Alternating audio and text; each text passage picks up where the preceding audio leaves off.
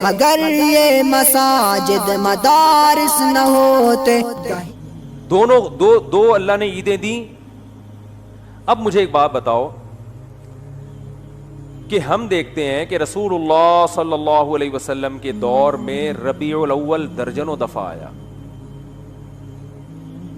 آپ صلی اللہ علیہ وسلم کے دنیا سے جانے کے بعد کا ٹائم بھی اگر ملایا جائے اور آپ کا ٹائم ملایا جائے تو درجنوں بار آیا ہے. یعنی کوئی ایک ضعیف سے ضعیف روایت بھی نہیں ملتی کہ اس مہینے کو صحابہ کرام نے دوسروں مہینوں سے کوئی الگ حیثیت دی ہو. کہیں بھی نہیں ملتا. حتیٰ کہ رسول اللہ صلی اللہ علیہ وسلم کی جو تاریخ ولادت ہے وہ بھی 12 بنتی نہیں ہے کسی حساب سے. فلکیات کی روح سے اگر آپ کیلکولیشن کریں نا بیٹھ کے تو نہ تاریخ وفات 12 ربیع الاول بنتی ہے اور نہ تاریخ ولادت. دیکھو اسلامی تہوار جو ہوتے ہیں نا, بلکہ دنیا میں کسی بھی مذہب کے جو تہوار ہوتے ہیں ان کی ڈیٹ میں کسی کا اختلاف نہیں ہوتا, کیونکہ وہ ایسی چیز ہے جو تمام اہل مذاہب کو جوڑ دیتی ہے. جیسے ہندو جو ہولی مناتے ہیں, جہاں بھی دنیا میں ہندو پایا جائے گا ایک ہی دن پہ منائے گا وہ ہولی. عیسائی کرسمس مناتے ہیں پوری دنیا کے کس دن, 25 کو. تہواروں میں اختلاف کسی مذہب میں نہیں ہوتا. مسلمان عید الفطر مناتے ہیں 1 شوال کو. کسی بھی مسلک کا مسلمان ہوگا شوال کی پہلی تاریخ, کیا دیوبندی, کیا بریلوی, کیا اہل حدیث, کیا شیعہ, کیا سنی, کیا حتیٰ کہ جو یعنی جن کی صرف اسلام کی طرف اپنی نسبت کرتے ہیں وہ لوگ, چاہے اسلام سے ان کا تعلق ہو نہ ہو, عید تہوار 1 شوال وہ الگ بات ہے. 1 شوال میں فرق آتا ہے کہ ہمارے یہاں 1 شوال ایک دن پہلے تو وہاں ایک دن بعد, لیکن ہے 1 شوال. اور بقرعید 10 ذی الحج, ان میں کہیں اختلاف نہیں ہوتا.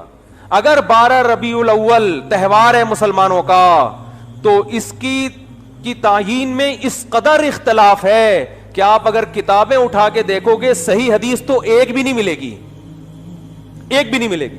حتیٰ کہ احمد رضا خان بریلوی انہوں نے اپنی کتاب میں پورا ایک رسالہ لکھا ہے کہ نبی کی صحیح ولادت کی تاریخ کیا ہے, اس میں 8 ربیع الاول ثابت کیا انہوں نے. وہ کتاب کا حوالہ بھی میں نے دیا تھا. لوگ کہتے ہیں کہ انہوں نے اس سے رجوع کر لیا تھا, فرض کرو رجوع کر لیا تھا, لیکن پہلے پوری تحقیق پر ایک رسالہ لکھا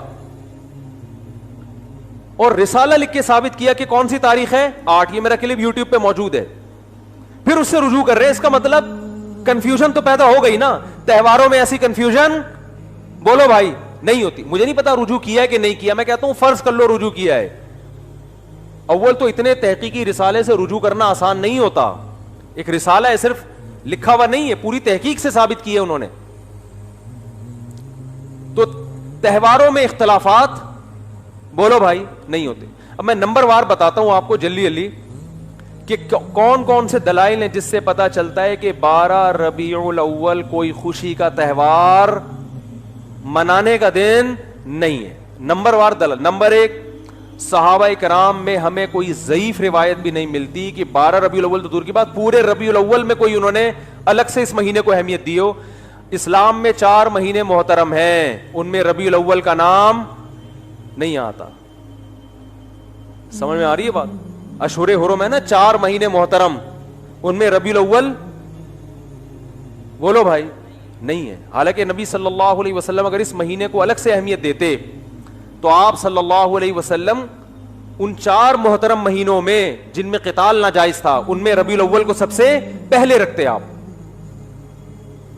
یہ دوسری دلیل مستقل ہو گئی ہے کہ اسلام میں جب 4 مہینوں کو محترم قرار دیا گیا تو اس میں ربیع الاول کا بولو نا نہیں ہے.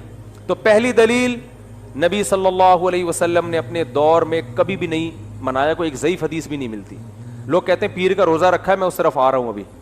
نمبر 2, صحابہ کرام نے خلفائے راشدین کے دور میں کوئی ایک جھنڈی کیا ایک تنکے کا بھی ثبوت نہیں ملتا کہ الگ سے اس مہینے کو کوئی پروٹوکول دیا ہو. نمبر 3, اسلام میں 4 مہینے محترم قرار دیے گئے, ان میں ربیع الاول کا تذکرہ بولو نہیں ہے. نمبر 4 کہ اسلام میں 2 عیدیں تو بڑی ہیں اور ایک عید ہے جمعے کی جو چھوٹی عید کہلاتی ہے. اس کا بھی عید کے ساتھ لک ہے نا, ایک روایت میں اس کو عید قرار دیا گیا ہے. اور اس میں عید کے کچھ احکامات بھی ہیں, صرف زبانی کلامی قرار نہیں دیا گیا بلکہ عید کے, بولو بھائی, کچھ احکامات بھی ہیں. جب کہ مسجد آتے ہیں نا تو جمعے کے دن بھی نہا دھو کے, عید کے دن بھی اجتماع ہوتا ہے, جمعے کے دن بھی اجتماع ہوتا ہے, عید کے دن بھی 2 رکعتیں ہوتی ہیں, جمعے کے دن بھی 2 رکعتیں, عید کے دن بھی خطبہ ہوتا ہے, جمعے کے دن بھی خطبہ ہوتا ہے. تو یہ ساری مشابہتیں کس کے ساتھ ہیں؟ عید بھی جمہور علماء کے نزدیک صرف شہر میں جائز ہے.